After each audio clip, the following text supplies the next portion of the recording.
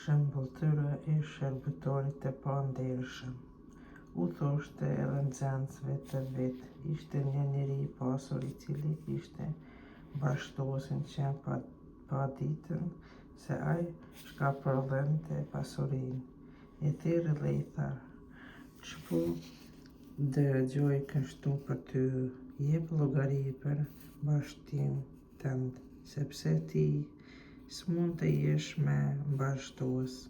Atëherë bashkëtuesi tha në vetvete: "Çka të bëj, mbasi zotëria po ma heq bashkëtimin të mi, nuk mundem të dal e të lypi, më vjen turp, e di ç'do të bëj që njerëzit të më pranojnë në shtëpitë e veta kur të qitëm prej bashkëtimit."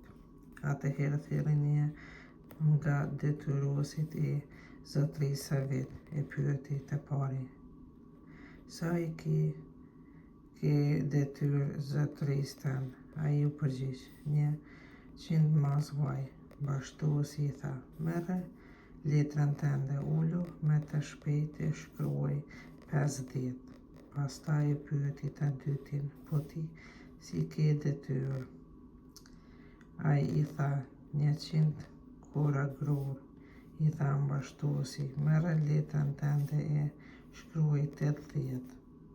E zotëria lavdroi bashkëtuesin e padrejtë që punoi aq me shkatësi, dhe një mbi të kësaj bote janë me të kujdesshëm në marrëdhënie të shoqërueshme së bijit e dritës, ndërsa unë po ju them, fitoni përveç miq me anë të pasurisë së rrejshme të kësaj bote, që kur kjo t'u mungoj, t'i pranoj në banesën e mshuar.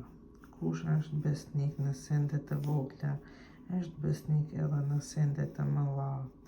E kush nuk është besnik në sende të vogla, ai nuk është besnik as në sende të mëdha. Po qëse nuk e u dëftuar besnik në pasurinë e rrejshme, kush do t'ju besoj pasurisë e vërtetë? Po qëse nuk e u dëftuar të besueshëm në gjën e huaj, kush do t'ju jap tuajën? Atëherë shërbëtorët nuk mund t'i shërbejnë njëkohësisht dy zotërive, sepse ose do të urrejnë njërin e tjetrin do ta dojë, ose pas njërit do të shkojë e tjetrin do ta përbuzë. Nuk mund t'i shërbeni hyjt dhe pasurisë. Ligji dhe mbretëria e hyjt. Të gjithë këto po I dëgjonin farizejt, që si n'kin gjë me para dhe e përqeshin.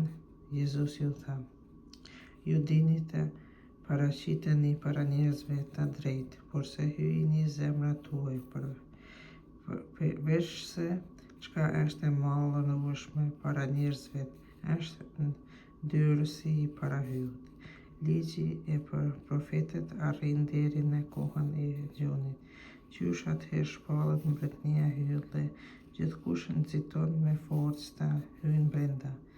Me lehtë është të mbarojnë qielli e toka, se të bëj bir poshtë edhe një vizitë nga ligji.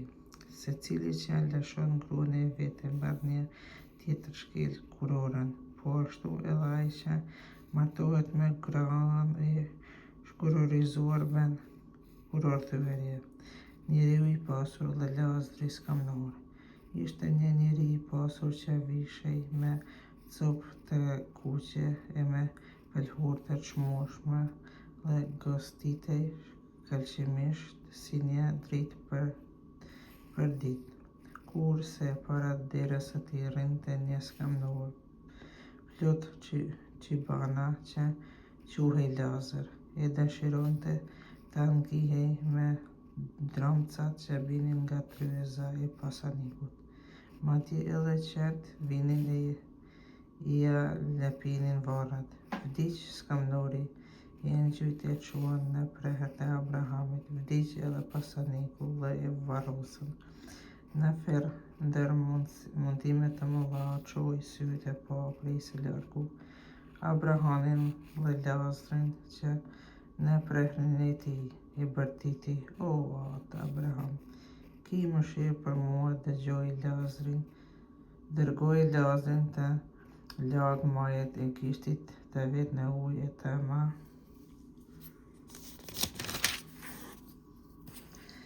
ma fladis gjuhën se po mundohem përse tepërmi në këtë flak." Abrahami i përgjigji: "Mos harro o bie, se ti i gëzove të mirat e tua gjatë jetësore, ndërsa Lazri të këqijat.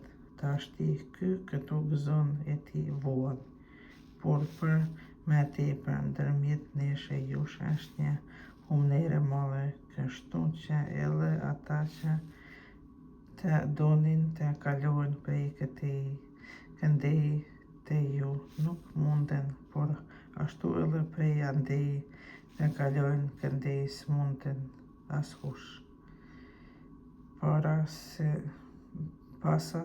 Pasaniku vazhdoi: "Atëherë po të lutem o atë, çoje Lazrin në shtëpinë e tim atë, se i kam 5 vllazën, le të qortojnë seriozisht që të mos vinë edhe ata në këtë vend mundimesh." Abrahami ju përgjigji: "Kanë Moisiu në profetët, le të dëgjojnë ata." Pasaniku i tha: "Jo, o atë Abraham, por nëse shkon ndokush prej të vdekurit tek ata, veç atëherë do të kthehen." Ju përgjigji: "Nëse vërtet nuk e dëgjojnë Moisiun e profetët, nuk do të mbushet mendja edhe nëse ndokush ngjallet prej të vdekurit."